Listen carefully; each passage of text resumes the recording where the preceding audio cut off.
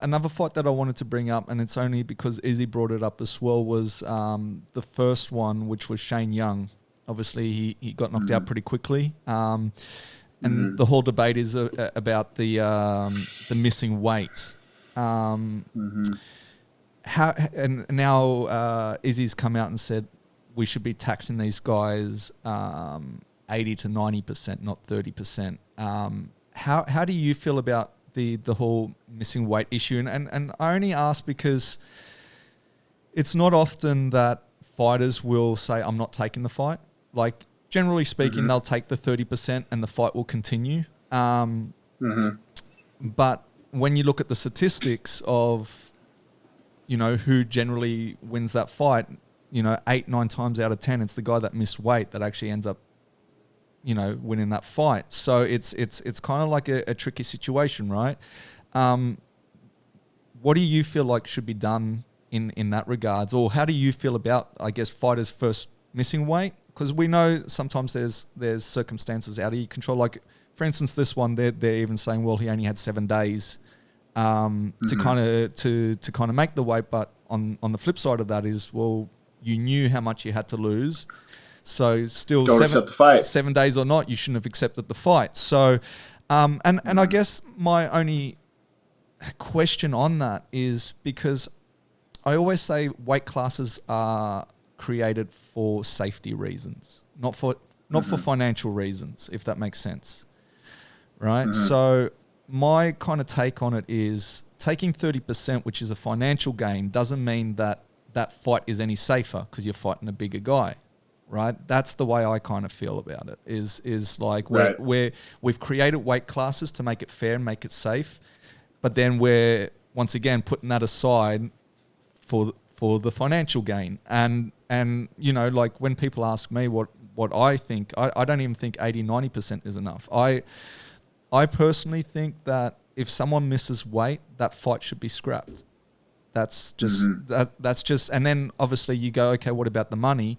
I would say the fighter that made weight should still get his show purse, not his win purse. He gets his show, and potentially gets the show purse of his opponent who didn't make weight, and then the opponent gets nothing. You didn't make weight. You didn't fulfill your contract, right? I just feel like, and I get it as well. Like, promotions are going to go, but we lose a fight.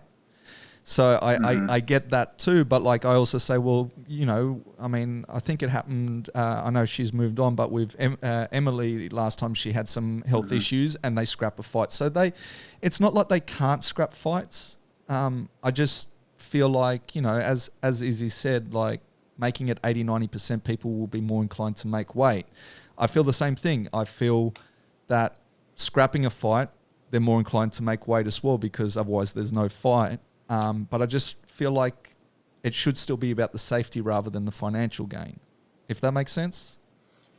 100%. And I think everybody's right. Everybody has great points. And I feel like when you boil it down to the nitty gritty, if you're putting a fighter at risk, so I was there when Uriah passed out.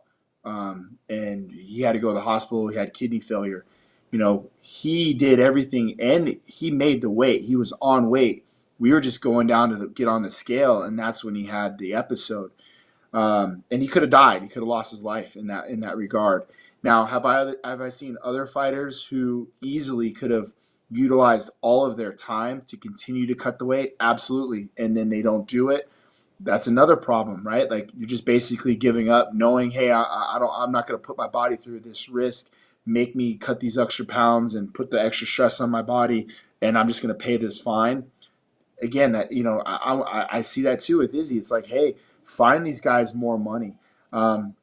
So there's really no right answer to me in all of this scenario. The true right answer, I think, is to get more weight classes and give guys opportunity to cut weight safer, so you don't have this many problems. And I think if you miss weight once, you're told to move up. You don't have a choice. Your next fight is you got to move up.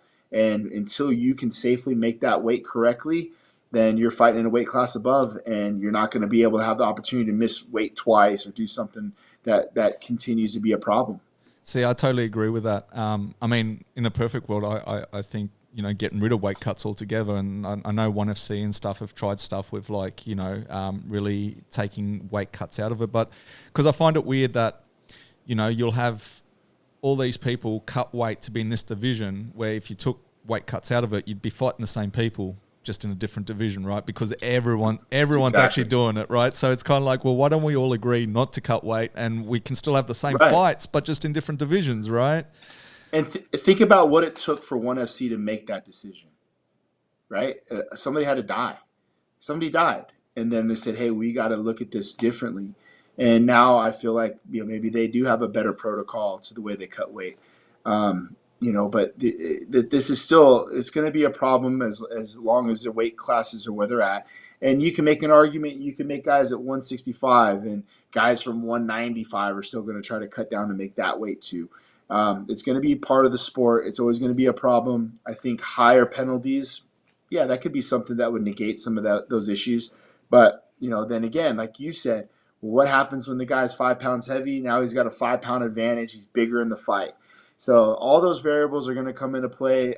It's going to be the same thing with the judging, everything that goes on. You know, you're really going to have to hunker down on something and make it right to where people feel like they're not getting screwed, you know?